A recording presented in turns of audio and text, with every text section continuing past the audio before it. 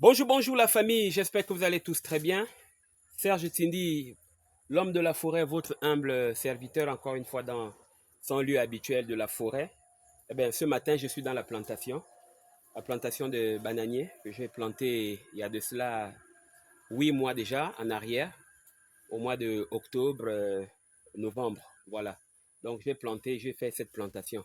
Alors, ce que vous me voyez tenir dans la main comme ça, c'est le gombo, du gombo. Non, je vais dire le dongo dongo. Je me suis trompé.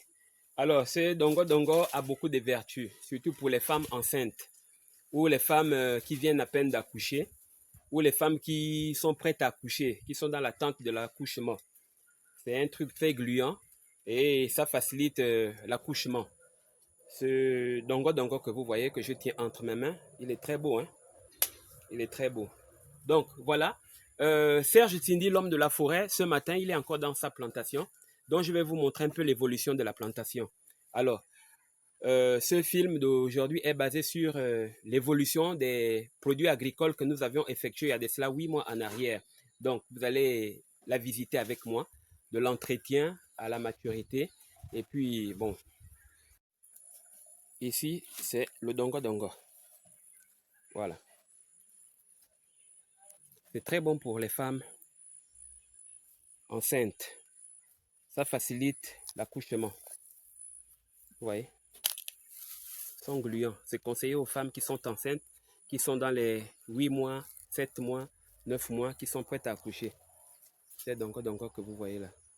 Et c'est même ça que vous voyez dans les repas des femmes béninoises là, où vous demandez un peu le dongo dongo. C'est tout ça. Ici, c'est le macabo, le taro.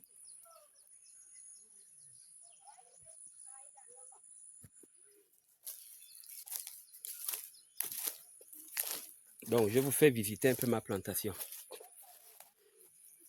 La prochaine fois, nous irons en forêt. À la grande forêt, nous allons reprendre notre activité. L'homme de la forêt, Serge Tsindi. Pour le moment, je suis l'homme de plantation. Mais comme nous sommes au mois de juin, nous allons bientôt reprendre notre forêt. Voilà.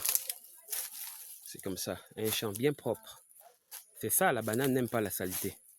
Quand la banane est bien nettoyée comme ça, alors ça pousse tranquillement. Tranquillement.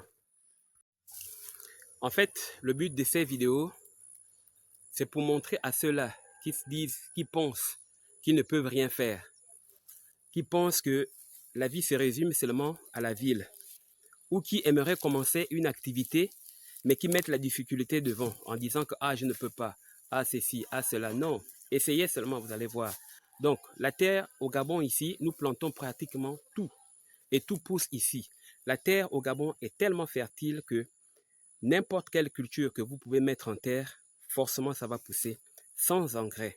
Alors, comme vous pouvez voir cette bananière que j'ai fait cette année-ci. Et il y en a d'autres un peu plus bas là-bas qui ont commencé déjà à donner. À l'espace de 9 mois, les bananiers ont commencé à donner par le bas là-bas. Et le secret de la bananière, c'est la propreté. Le champ doit être propre, comme vous voyez. Vous voyez, c'est nettoyé. Ce champ est entretenu par deux braves femmes dont je vais vous présenter, mes deux mamans. Voilà. Non seulement elles, mais moi-même aussi avec mon épouse, nous venons ici chaque fois pour faire l'entretien des produits agricoles. Ok. Donc, comme vous voyez, ça c'est la nouvelle plantation. Je suis en train de vous montrer ma nouvelle plantation de cette année. Donc, ce barbelé que vous voyez est un bon protecteur de la plantation contre les éléphants, contre les attaques des éléphants. L'éléphant ne peut pas couper ce barbelé. Vous voyez, il ne peut pas le couper. Même traverser, il ne peut pas parce qu'il a des piquants. Voilà pourquoi je conseillerais à toutes ces personnes qui sont victimes des attaques des éléphants comme moi de protéger leur plantation avec du barbelé. Vous voyez, vous le mettez tout autour de la plantation. Alors, ça pourra repousser l'éléphant. Il ne pourra pas s'approcher. Mais entre-temps aussi, évitez qu'il y ait des arbres tout près du barbelé parce que l'éléphant est un animal très intelligent. Sinon, il ira pousser ces arbres-là qui vont tomber sur le barbelé et ça va créer une ouverture qu'il pourra rentrer à l'intérieur et puis venir dévaster votre plantation. Donc, c'est un peu ça. Je vais vous montrer un peu de long en large, un peu, ma nouvelle plantation. C'est pour dire que ici au Gabon, nous pouvons faire mieux que ça. Nous pouvons planter. Et je demanderai de l'aide à toutes ces personnes de bonne volonté. Vous voyez, Serge Tsindi a envie de s'étendre pour faire des choses un peu plus grandes. Il n'y a pas que le bureau pour réussir. Il n'y a pas que le bureau. Donc, dans tout ça, il y a les bananiers qui ont déjà commencé à donner. De ce côté-ci, c'est la nouvelle plantation qui s'étend jusque là-bas. Et de ce côté-là, ici, c'est la frontière entre l'ancienne et la nouvelle. Donc, côté droit ici, c'est l'ancienne. Côté gauche ici, c'est la nouvelle. Oh, Alain, bonjour. Bonjour, mon frère. C'est comment? Tu t'es coupé les arbres pour faire les pièges ou bien? Ben, oui, essayer de lutter un peu contre les animaux qui nous ravagent les cultures. Voilà. Il y a les pots-capiques, les hérissons, il faut faire les petits pièges pour pouvoir les dissuader. Donc, lui, c'est Alain Goulanzeli. Oui. Voilà. C'est l'un de mes frères aussi. Donc, j'ai oublié de vous montrer aussi cet arbuste-là. Cet arbuste-là s'appelle le kouta. Oui, oui, vous avez bien écouté. Le kouta, c'est le bois des hommes. C'est vraiment un bois très efficace chez les hommes. Non seulement il vous ajoute le volume, mais il vous donne l'endurance et le tonus pour régler vos problèmes de ménage. Hier, en débroussant, j'allais le couper, mais quand je l'ai vu, je l'ai laissé. Voilà. Vous avez bien compris le kouta. Donc, je serai obligé de sacrifier le bananier pour le garder. Voilà.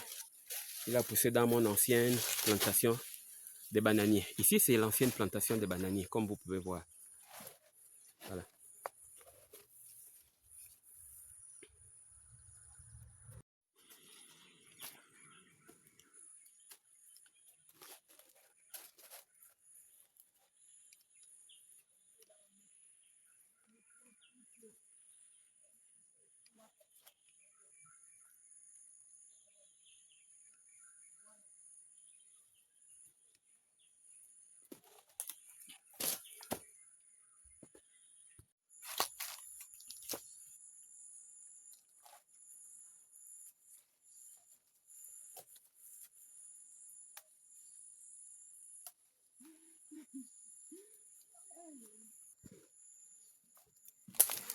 Ça, c'est ce qui a été planté depuis octobre.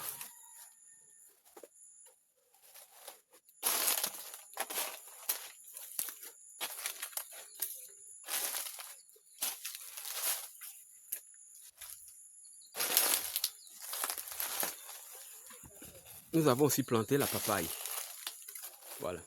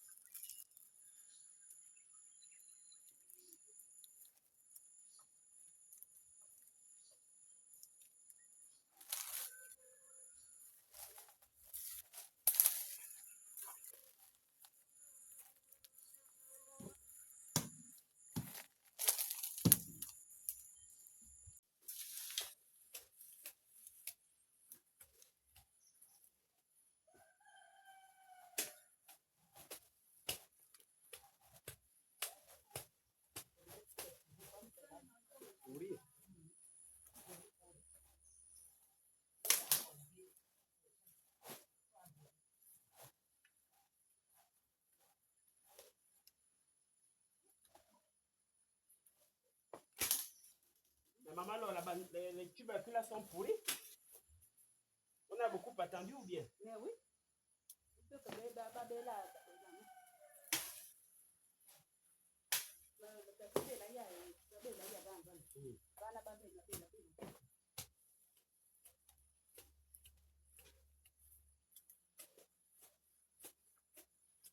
J'avais fait dans le dé avec les racines, de la pâte.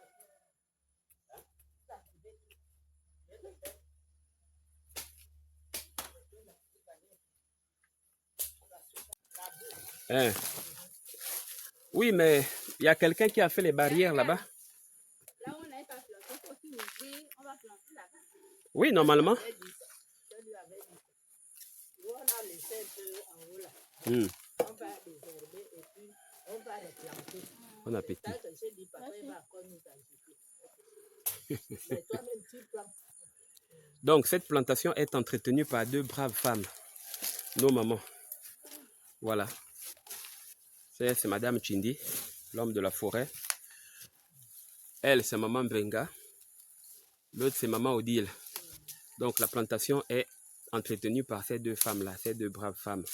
C'est dur, mais bon, on fait avec. Donc, c'est ça le secret de la plantation de bananiers. Elle doit toujours être bien propre.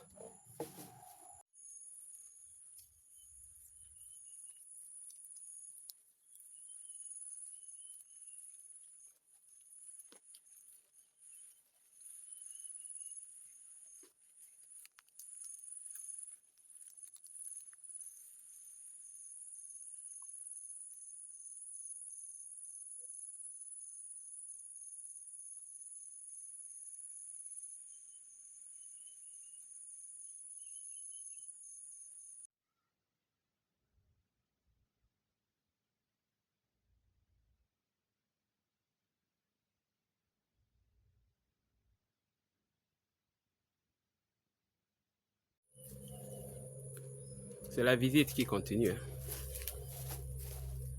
C'est la visite qui continue.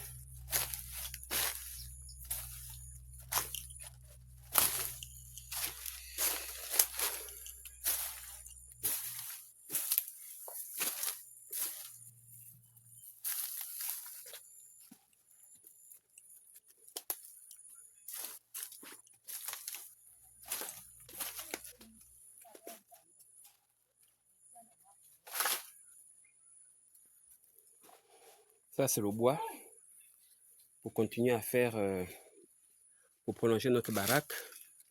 Ça, c'est la banane qui a été récoltée. Voici les tubercules. Oh, il y a Madame Jaune dedans. Ça sont les feuilles de manioc. Voilà. Ça, c'est le chef, le patron. Et ça, c'est notre feu.